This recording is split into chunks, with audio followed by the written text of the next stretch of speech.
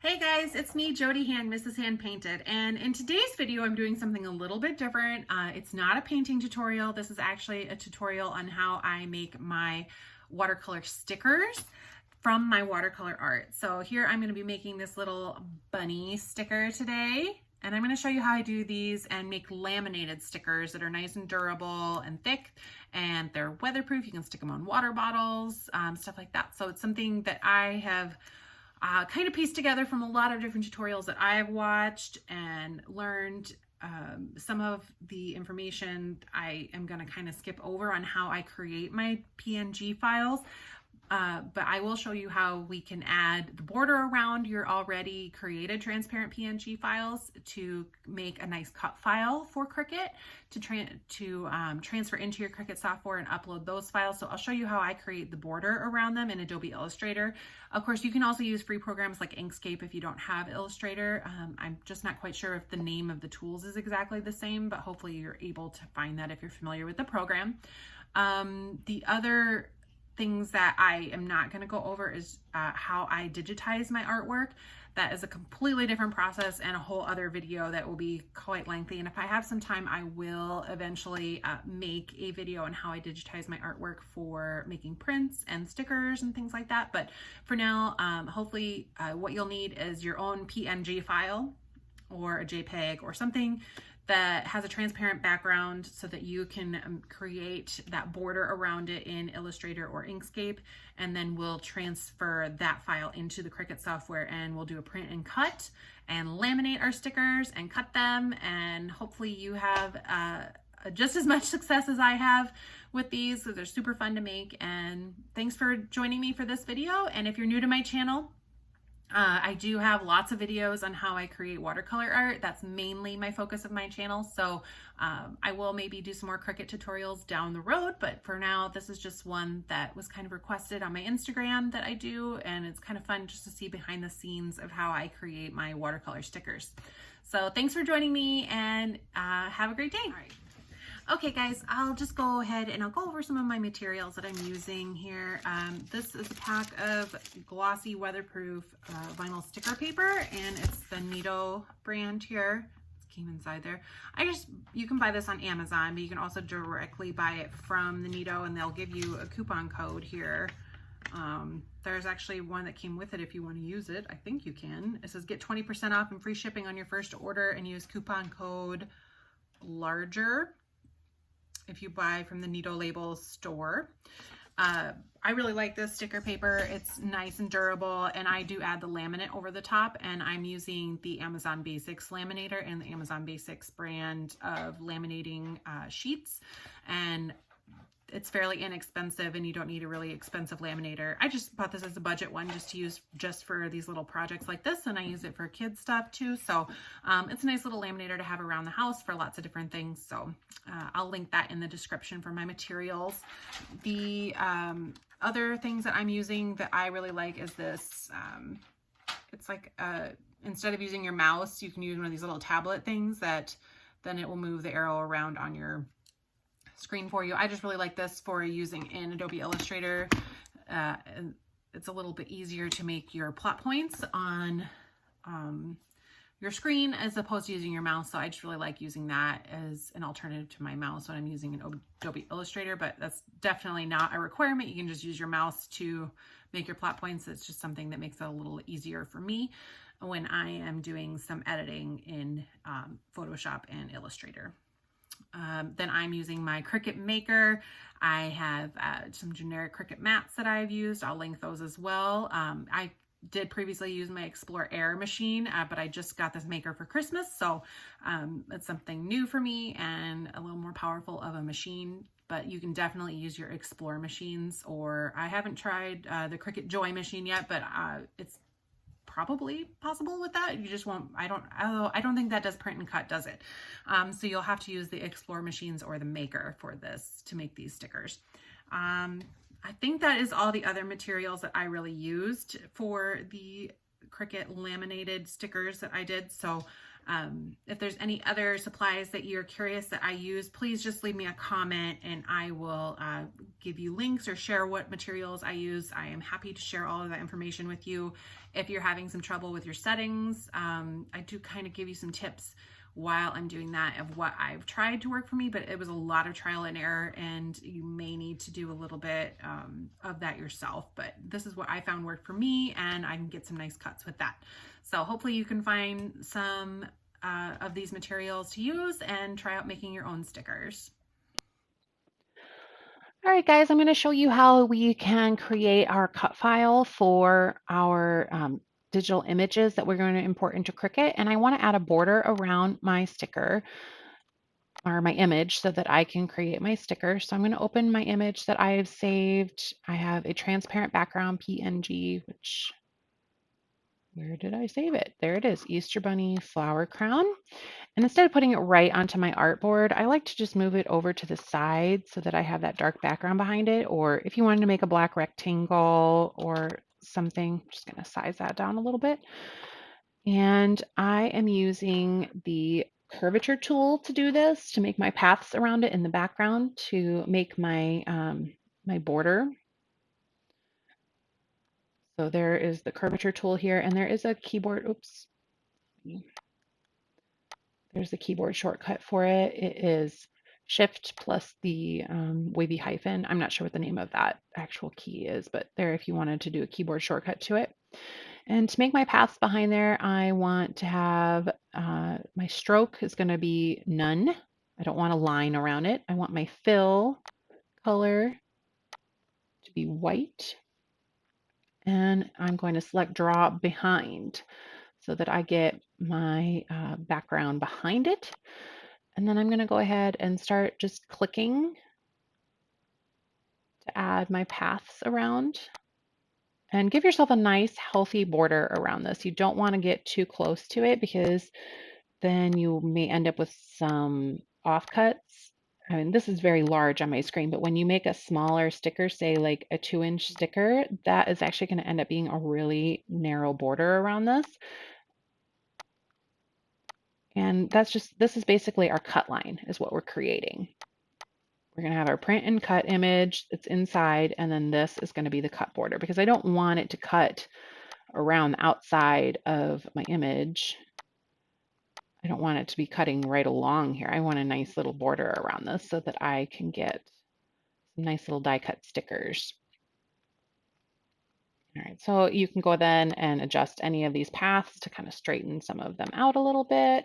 Here I maybe am a little narrow, so maybe I'll move some of these paths out a tiny bit just to give myself a nice border.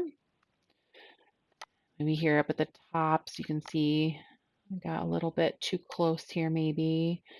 So you can just move those out a little bit, whatever your image is. And I'm not going to go into how I created that PNG image because there's a lot of steps to do that. And right now I'm just using an already created image that I did. This is a little painting I did last spring, and I converted it, digitized it in Photoshop and in Adobe Illustrator. All right, so I really like how that looks around there. I'm going to go back to my selection tool, which is V keyboard shortcut, and I'm going to select all of that. You can see I've got my white background behind it, I've got my image, and then you can right click, collect for export, and I'm going to collect that as a single asset. And then you can name that. We'll call that Easter Bunny Flower Crown Sticker. And I'm going to save that at 4x scale and as a PNG. And I like to do that because if I save it at 1x scale, sometimes when I'm putting that into the Cricut software, it can end up a little bit blurry when it prints. So I try to make it as big as possible and then shrink it down once I'm in Cricut just to get the clearest image. I don't know why it does that, but for some reason, it just seems to be a little bit blurry.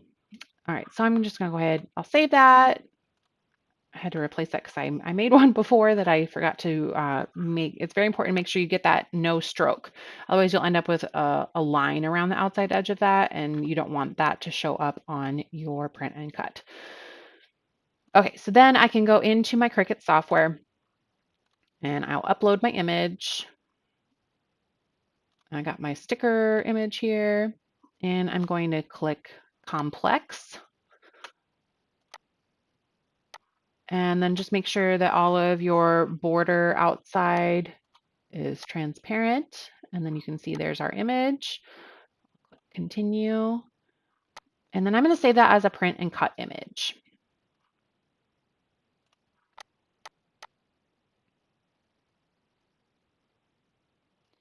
All right, I'll go ahead and I will add that to my canvas. And then you can see here, it's huge, 27 inches. I'm not going to print a 27-inch sticker. And I'm going to do some 2-inch stickers high. There we go. And like I said, we want to do that really big image because if I put it in as a smaller image, when I go to print it, it might be a little bit blurry. But I just find that's the best way that I found out to make these. They end up really nice and crisp images. So I can go ahead and click Make It. And I want to do not as many as will fit on this sheet so that I don't waste sticker paper. So I'm just going to, maybe 18 will fit. Oh, I can get a lot more. Let's see. Maybe another, let's try 24. I'm not sure. I don't think 30 will fit. Nope. Okay, definitely not. So we'll go back to 24. I can get 24 images out of that, and now I can go ahead and send it to my printer. And I have a Canon Pixma IX6820. It is a larger format printer, and it prints really beautifully for color images. And what I like to do is use the system dialog box and not just print directly because I don't get as nice of an image. I'm going to remove the bleed and use my system dialog box, and then I'm going to click print. And I'm not sure what your printer settings will be, but hopefully it's similar. And then I go to my preferences and I'm picking photo printing because I'm printing on a glossy sticker paper. And then I'm picking print quality high, my letter size paper. And then I'm going to go ahead and send that to my printer.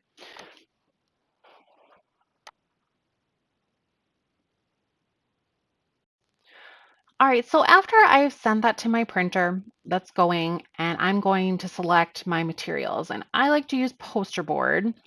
And the settings for poster board for the maker should be the same as the dial for poster board, plus is what I always used on my Explore Air. So I would turn that dial to the far left, the one that's right before custom.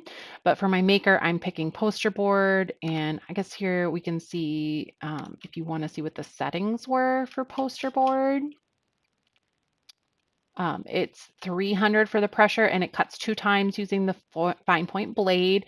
And you'll just have to play around with your machine and see what settings work for you because sometimes it doesn't always work and get a perfect die cut. Sometimes you do have to increase the pressure a little bit to have a little, just to make sure that you're getting all the way through.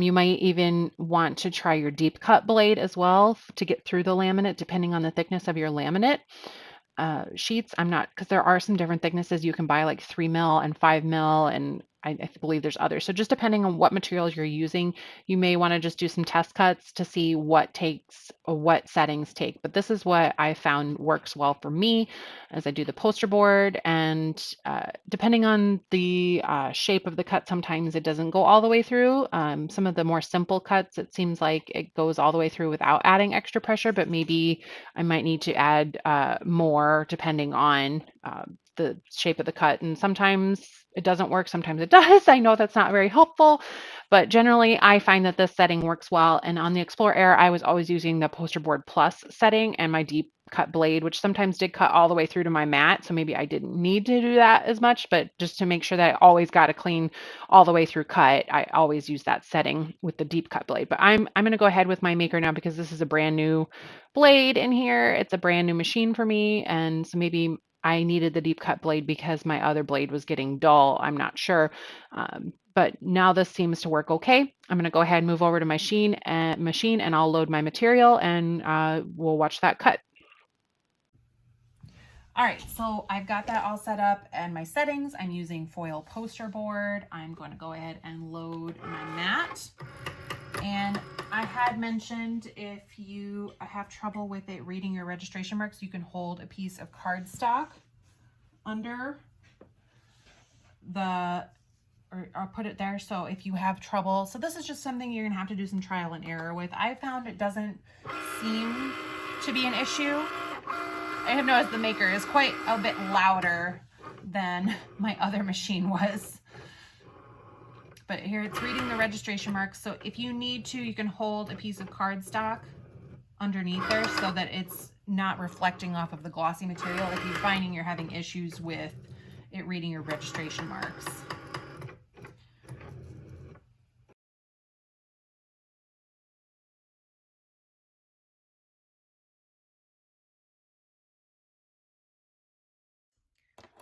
All right, so there is our cuts, and I'm going to go ahead and peel this off of I'm just gonna roll the Cricut mat back. You can see all of our little stickers came out of there. Ta-da, little bunny stickers. Just toss that. All right, so there are all my little laminated stickers, and I can just pop these guys off of here. And I do recommend just like curling your mat like this. It makes them a lot easier to pop off of there. You can use your spatula tool also, but this way then you don't get curled up material. Whoops. Oh, I remember what's sitting on my desk when I do that. All right, so now I've got a bunch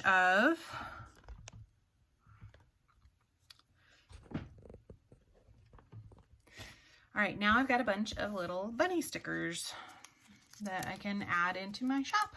I'll be adding these to a little Easter sticker pack I'll be working on. So you can see how you can make your own laminated die cut stickers with your Cricut now.